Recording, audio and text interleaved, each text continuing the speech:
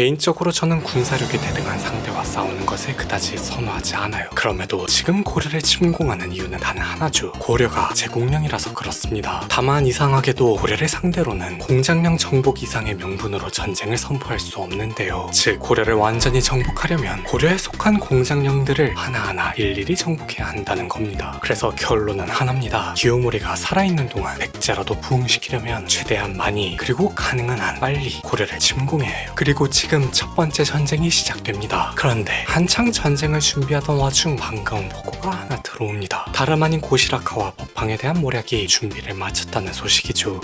이런 철창에 갇힌 모습이 애처롭기까지 하는군요. 굳이 고문까지 할 필요는 없겠죠. 앞으로 남은 생은 감옥에서 조용히 보낼 수 있게 예우를 갖추도록 합시다. 이제 진짜 전쟁인데요. 전쟁의 기본은 언제나 같죠. 선빵 필승. 그렇게 개성을 점령해 가던 중 무려 정중부를 포로로 사로잡았다고 해요. 그렇다면 이쯤에서 맞이는 게 맞겠죠. 마침 다카쿠라 천황 노리히토에 대한 비방 공작이 준비를 마쳤다는 보고가 들어옵니다. 사실 저는 게임을 시작할 때부터 그를 겨냥해 왔는데요. 물론 중간에 끌어내릴 기회도 있었지만 그때는 움직이지 않았죠. 왜냐하면 사람을 무너뜨리는 가장 좋은 방법은 단번에 베어버리는 것이 아니기 때문입니다. 정치란 게 그렇죠. 무릇 정치인은 자신의 부고 외에는 어떻게든 신문에 나는 것이 좋다고는 하지만 이 말을 반대로 생각하면 사실 정치인은 평판 빼면 시체라는 소리입니다. 이제 노리히토는 스스로 고립될 거예요. 저는 그저 적당한 시기에 그를 갈아치우면 그만이죠. 그리고 때마침 고려와의 휴전 기간도 끝났습니다. 다시 한번 정복 전쟁을 시작해보도록 합시다. 그런데 말입니다. 이번 전쟁에서는 동맹을 부르지 않을게요. 지금 저는 이미 방어 전쟁 하나를 치르는 중입니다. 저는 이미 그 전쟁에 동맹을 잠전시켜둔 상태죠. 방어 전쟁에서는 아무런 대가 없이 동맹을 부를 수 있습니다. 그리고 전쟁에 참전한 동맹군은 기본적으로 제 병력을 따라다니게 되어 있고요. 물론 이것이 꼼수인 만큼 변수도 존재합니다. 기본적으로 전쟁은 승전 점수가 100%에 도달하고 일정 시간이 지나면 당사자들의 의사와 관계없이 자동으로 종전이 체결되거든요. 그 순간 동맹군도 각자 영지로 돌아가 버리죠. 그러니 이번 전쟁 역시 속전속결로 끝내야만 합니다.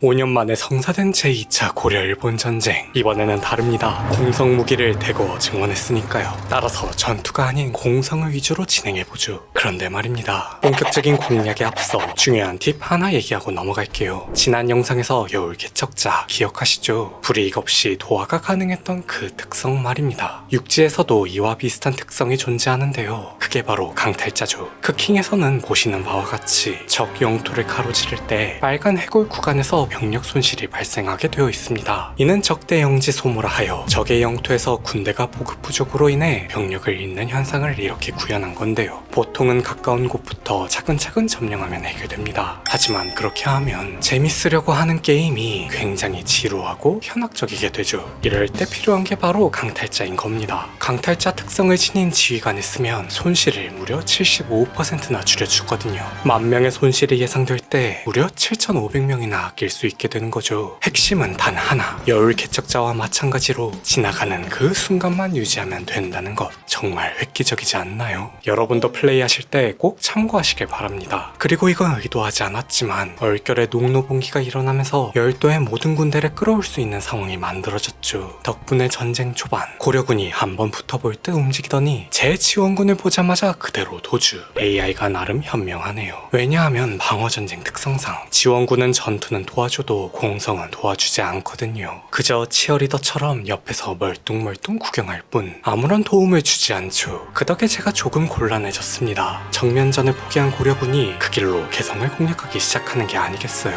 허를 찔렸죠. 이러면 오히려 손해인 건 접니다. 어쩔 수 없이 일단은 본대를 영원에 집결시킨 다음 공성 부대만 남기고 나머지는 회군시켜야 되겠네요. 이 무슨 위화도 회군도 아니고 전장이 완전히 뒤집혀버렸습니다.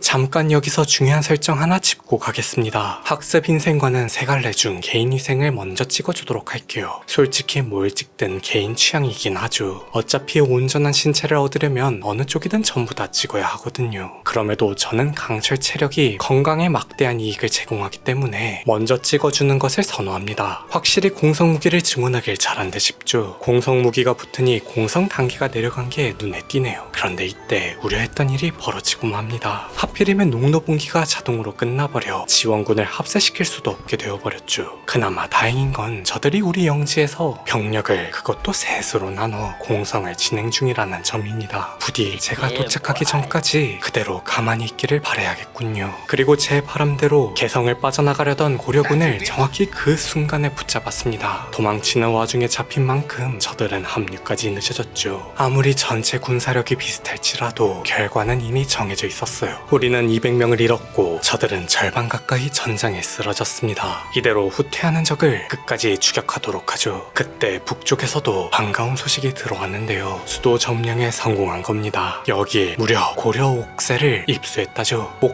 옥새는 국새 중 옥으로 만든 새를 말해요. 동아시아에서 옥새란 단순한 물건이 아닙니다. 왕의 권위이자 국가 그 자체를 상징하는 존재죠. 손바닥만한 도장 하나. 그러나 그 무게는 고려의 정통성을 담보했어요. 그런 물건이 지금 제 손에 들어온 거죠. 그런데 말입니다. 여러분 혹시 2003년 KBS 드라마 무인시대를 기억하시나요? 이 작품에서도 옥새는 권력의 정통성을 상징하는 핵심 장치로 등장합니다. 무신정변 이후 정중부, 이방, 이곳 사이에서 옥새를 둘러싼 거래와 갈등이 이어지며 권력의 흐름을 좌우하죠. 물론 이는 실제 역사와는 다르지만 그만큼 옥새가 단순한 도장을 넘어 권력 그 자체였다는 걸 보여주는 장면입니다.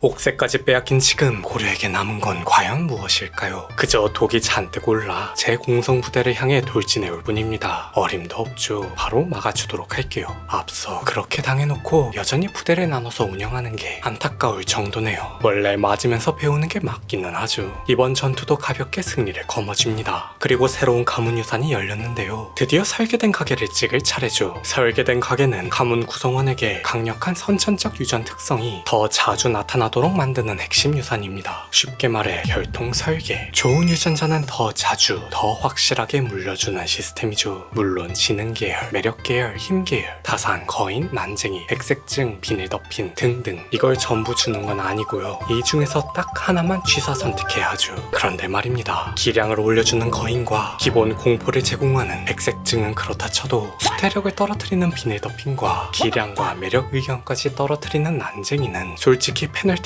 아닌가 싶은데요. 처음에는 저도 이걸 왜 넣었을까 의아했죠. 하지만 곰곰이 생각해보니 이 게임이 괜히 중세 막장 시뮬레이터라고 불리는 게 아니라는 생각이 들었습니다. 짐작하건대 아직 유전자 검사를 통한 친자 확인이 불가능한 시대이기에 내 자식이 진짜 혈육이 맞는지 확인하는 차원에서 넣은 게 아닐까 싶은 거예요. 실제로 현대에도 왕실 혈통 문제는 민감한 주제죠. 현 영국 국왕인 찰스 3세의 전처 다이애나비도 친자 루머에 휩싸인 바 있었습니다. 다만 그 대부분은 확인되지 않는 이야기거나 사실과는 거리가 먼 경우가 많았고요. 작금의 영국 왕실에서도 혈통을 둘러싼 논란이 있었던 만큼 중세라면 그 중요성은 말할 것도 없겠죠. 결국 피는 거짓말하지 않습니다. 그래서 권력은 언제나 피를 통제하려 했죠. 아무튼 저 같은 경우에는 다산을 선호합니다. 물론 분배 포인트로는 영민함과 건강하니 다산보다 높긴 하죠. 다만 다산 같은 경우 무려 수태력을 50%, 기대 수명을 5년이나 늘려주거든요. 또 천매강은 유전자 개량으로 얼마든지 만들어낼 수 있고 무엇보다 제 딸 노리코가 황손에 낳을 때마다 가문의 명성을 150씩 얻더라고요. 즉 지금처럼 황실의 대소사를 제가 쥐고 있는 상황이라면 황태자인 제 손자의 모든 배우자들을 다산 특성이 달린 제 여식들로 채워 넣어 순식간에 가문 유산들을 채워나가는 것도 가능하다는 겁니다. 그리고 이 원대한 계획을 차질 없이 진행하기 위해 현 천황이자 제 사위인 노리히토에 대한 구실 조작을 진행하도록 하죠.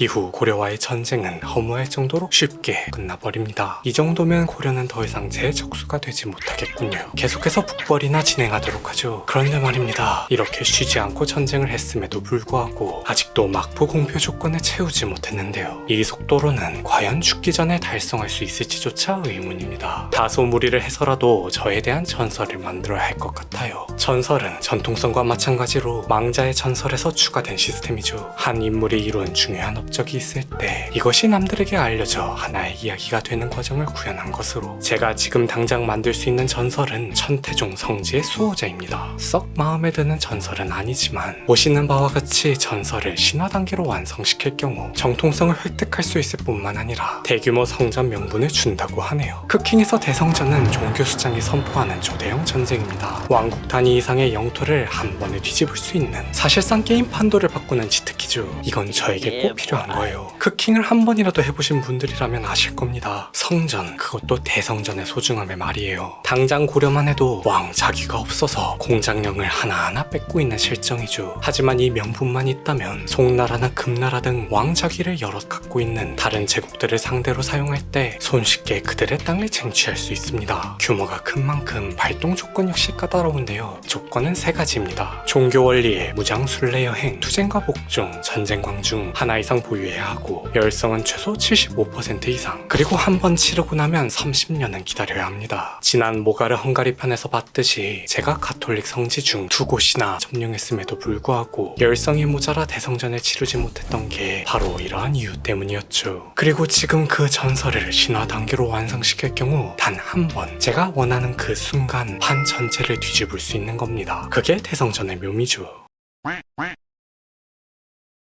전설은 비용만 갖춰두면 알아서 굴러갑니다. 학습 인생관도 바로바로 찍어주도록 하죠. 드디어 강철 체력, 이걸로 쉽게 죽진 않겠군요. 북쪽은 이제 말갈 연맹차를 제외하면 전부 정리했습니다. 확실히 지도가 깔끔해졌네요. 그런데 말입니다. 지도를 축소해보니 이게 웬걸, 분명 존재하던 나라가 흔적도 없이 지워졌습니다. 얼마 전까지 엄연히 존재하던 송나라가 감쪽같이 사라진 거예요. 도대체 그들에게 무슨 일이 벌어진 걸까요? 크킹에서 중국은 천조정부 라는 독특한 체계로 움직입니다. 그리고 천조정부는 천명주기라는 시스템을 사용하죠. 천명주기란 국가의 안정도에 따라 왕조가 흥망을 반복하는 시스템인데요. 안정도가 무너지면 왕조가 붕괴하고 대륙 전체가 분열 상태에 빠지게 됩니다. 지금이 바로 그 순간이죠. 천명이 무너졌고 중국은 군웅할거의 시대로 들어간 거예요. 이건 절호의 기회죠. 마침내 일본이 한반도를 넘어 대륙에 발을 디딜 순간이 온 겁니다. 저 또한 그들의 일부가 되어 이 혼란의 대륙을 두고 겨뤄보도록 할게요. 본격적인 대륙 진출에 앞서 어디부터 공략할지 우선순위를 정합시다. 만약 여러분이라면 이들 중 어느 지역부터 정복하실 건가요? 회남, 강동? 저는 절서의 항주 백장령을 골랐습니다. 백장령, 호기롭게 선언한 것 치고는 소소한 편이죠. 사실 여기에는 그럴만한 이유가 있어요. 기본적으로 천명주기 시스템에 뛰어들려면 중국 대륙에 해당하는 아주 작은 땅 하나라도 가지고 있어야 합니다. 시스템에 속하게 되면 다른 중국의 영주들과 전쟁을 치를 때 천하통합을 명분으로 전쟁을 선포할 수 있죠. 천하통합은 중국 통일 전용 명분으로 중국 대륙의 모든 자괴를 두고 펼치는 진검승부입니다. 비유하자면 삼성전자 단 한 주만 가지고 있어도 이재용 회장에게 도전장을 내밀 수 있다는 거예요. 어차피 공장력 정복과 천하통합으로 전쟁을 선포하는데 필요한 위신은 동일합니다. 앞으로 천하통합 명분으로만 최소 10번 이상 전쟁을 해야 하는데 시작부터 굳이 아까운 위신을 써가며 교두보를 마련할 필요가 없다는 거죠.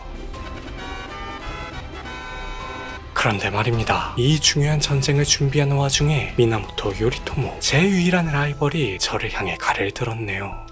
아직 포기를 못한 모양이죠. 이해합니다. 대륙 진출이 현실화되지 않은 지금 그에게 있어 이때가 사실상 마지막 기회니까요. 하지만 그것마저도 저에게 들켰으니 무색해졌죠. 칼은 칼집에 있을 때 가장 무서운 법입니다. 그가 먼저 저에게 이를 드러냈으니 응당 저 역시 그에 상응하는 보답을 마련해야겠어요. My father taught me many things here. He taught me in this room. He taught me, keep your friends close, but your enemies closer.